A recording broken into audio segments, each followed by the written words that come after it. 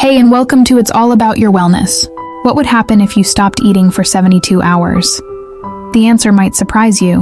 While it sounds like an extreme test of willpower or a crash course in fasting, many people have attempted it, some with enlightening results. Buckle up, because the body goes through fascinating phases in those first few days of fasting. Let's take a journey through what happens to your body at the 24-hour, 48-hour, and finally, the 72-hour mark.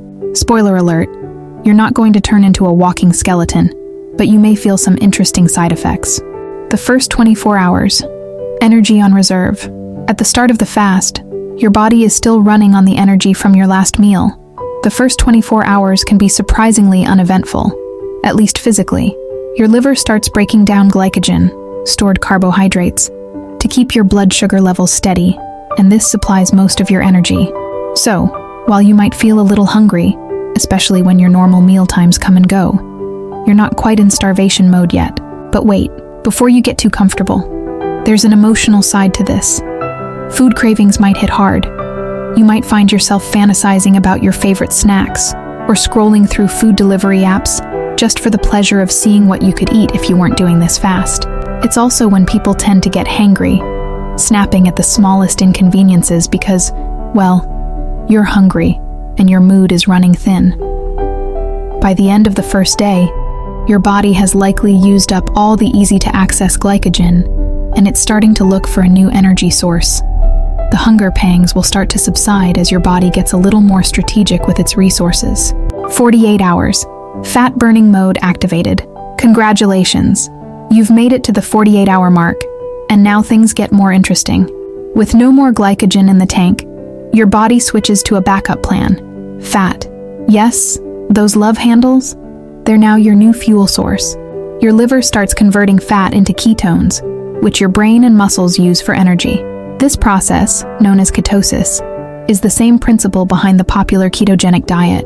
While that may sound like a win for anyone wanting to shed a few pounds, the experience of entering ketosis is often less glamorous. Some people feel a surge of energy and mental clarity during this time. Thank you, ketones. But others might feel groggy, irritable, and even a bit dizzy. The good news? That overwhelming hunger you had on day one may have lessened. At this stage, it's common to experience moments where you feel pretty normal, as though you've adapted to the fast. You might even feel proud, thinking, maybe I could do this forever. Don't get ahead of yourself, though, because 72 hours, cellular housekeeping begins. The final stretch. If you've made it to 72 hours without food, give yourself a high five. Or just imagine it, you might not have the energy to lift your hand.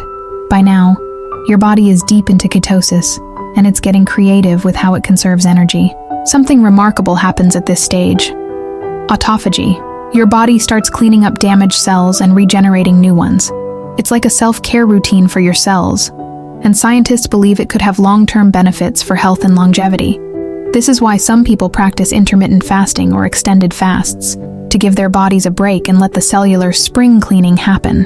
But let's not romanticize it too much. Physically, you might feel cold, tired, and less focused than before. Some people get headaches or feel lightheaded. Your stomach has mostly stopped growling by now, but you might find yourself oddly detached from the idea of food altogether. It's almost like your body has accepted its fate, and you've reached a state of fasting zen. However, after 72 hours, it's generally recommended to break the fast gently. Diving headfirst into a pizza might sound like the perfect way to celebrate, but your stomach will thank you for starting with something light, like a broth or smoothie. The bigger picture. What does this mean for you? Now, before you jump into a 72-hour fast for fun, or to see if you can survive it, keep in mind that fasting affects everyone differently. Some people thrive on it and enjoy the sense of discipline and clarity, while others feel sluggish and cranky. The key is to listen to your body. If you're curious about the benefits of fasting, try a shorter one first to see how you react.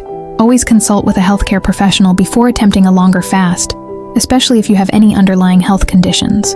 Fasting isn't just a physical experience, it's a mental challenge too. Throughout these 72 hours, you might find yourself thinking deeply about your relationship with food, how often you eat out of habit, boredom, or emotion. For many, this journey is less about weight loss and more about mindfulness and resetting old habits. Final thoughts. embrace the journey. So, what really happens when you don't eat for 72 hours? Your body shifts from burning carbs to burning fat. You might feel a roller coaster of emotions, and by the end, your cells are doing some impressive housekeeping. The experience can be transformative for some, but it's not without its discomforts. In the end, it's a fascinating look at how adaptable our bodies are and how much we take the constant supply of food for granted. If nothing else, after fasting for 72 hours, that first bite of food will taste like heaven. Maybe that's a reward in itself. So there you have it. Thank you for watching, and if you want inspiration for a healthy and fulfilling life, feel free to subscribe.